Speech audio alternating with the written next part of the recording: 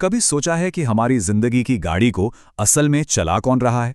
चलिए आज कठोपनिषद के पन्नों से एक ऐसे ही 5000 साल पुराने रहस्य को समझते हैं जो ठीक इसी सवाल का जवाब देता है। क्या कभी ऐसा महसूस होता है कि जिंदगी बस ऑटो पायलट पे चल रही है? एक ऐसी बेकाबू सवारी जो हमें तनाव, चिंता और थकावट की खाई की तरफ घसीट रही है और हम बस पीछे बैठे यात्री की तरह सारे झटके सह रहे हैं।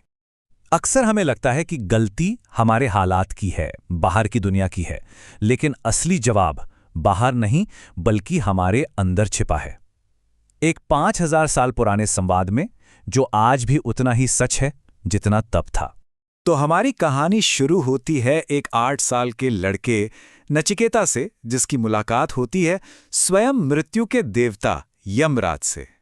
नचिकेता के मन में ज्ञान की जबरदस्त प्यास थी।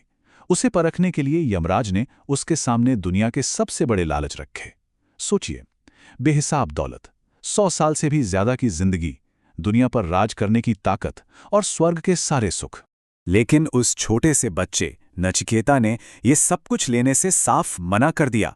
वो जानता था कि ये सारी चीजें पल भर की हैं, ये सिर्फ हमारी ऊर्जा निचोड़ लेती हैं और आखिर में हाथ खाली ही रह जाते हैं। उसकी इस समझ को देखकर यमराज भी हैरान रह गए। तब यमराज ने उसे समझाया कि जिंदगी में हर किसी के सामने 2 रास्ते आते हैं। एक है प्रेयस का रास्ता, मतलब वो चीजें जो फौरन अच्छी लगती हैं, मजा देती हैं, और दूसरा है श्रेयस का रास्ता, जो शायद मुश्किल लगे पर असल में वही हमारे लिए अच्छा है और हमें सच्चे कल्याण की ओर ले जाता है। नचिकेता की इस समझदारी से खुश होकर यमराज ने उसे जिंदगी का सबसे बड़ा रहस्य समझाया, एक रथ की कहानी के जरिए। तो इस कहानी में सबसे पहले आता है एक रथ। अब ये रथ क्या है? ये है हमारा अपना शरीर, वो गाड़ी जो हमें इस पूरी जिंदगी की यात्रा पर लेकर चलती है। रथ के अंदर एक यात्री बैठा है। ये यात्री है हमारी आत्मा, इस रथ की असली मालिक, जो चुपचाप बैठकर इस पूरी यात्रा का अनुभव कर रही है। अब हर रथ को चलाने के लिए एक सारथी चाहिए। ये सारथी है हमारी बुद्धि, हमारी तर्क करने की, सही और गलत को समझने की शक्ति। इसी का काम है रथ को सही दिशा देना। सारथी के हाथों में होती है लगाम, और ये लगाम है हमारा मन, वो जरिया जिससे बुद्धि यानी सारथी घोड़ों को कंट्रोल करता है। और इस रथ को खींच कौन रहा है? 5 शक्तिशाली घोड़े। और ये घोड़े हैं हमारी 5 इंद्रियां, हमारी आंखें, कान, नाक, जीभ और त्वचा।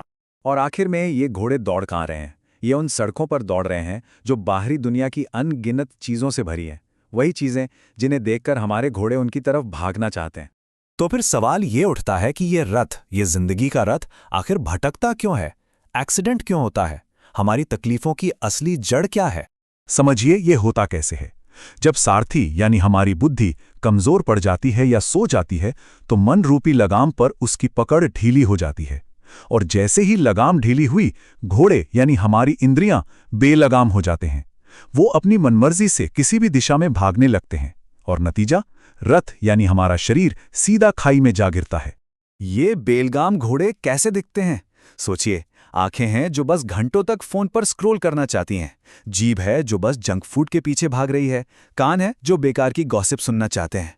ये सब घोड़े अलग अलग दिशा में भाग रहे हैं, और इस खींचतान में सबसे ज्यादा तकलीफ कौन झेलता है? वो यात्री जो चुपचाप अंदर बैठा है, हमारी आत्मा। यमराज का निष्कर्ष एकदम साफ है। हमारी सारी पीड़ा, सारी बेचैनी की सिर्फ एक वजह है।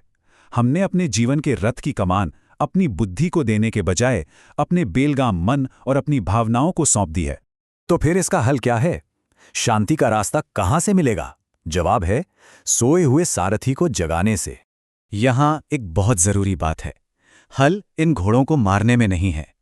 इंद्रियों के बिना तो हम दुनिया का अनुभव ही नहीं कर सकते।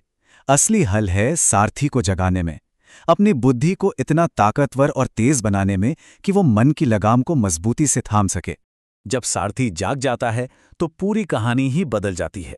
वो मन को काबू में रखता है, मन इंद्रियों को भटकने से रोकता है, और तब जो जंगली घोड़े थे वो अनुशासित होकर सही रास्ते पर एक साथ चलने लगते हैं।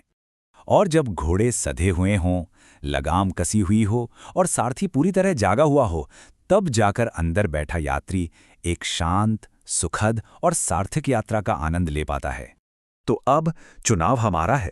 क्या हम इन बेलगाम घोड़ों को अपनी जिंदगी की गाड़ी घसीटने दें, या हम अपने अंदर के सारथी को जगाएं, लगाम को कसकर थामें और इस अंदरूनी तूफान पर काबू पाएं?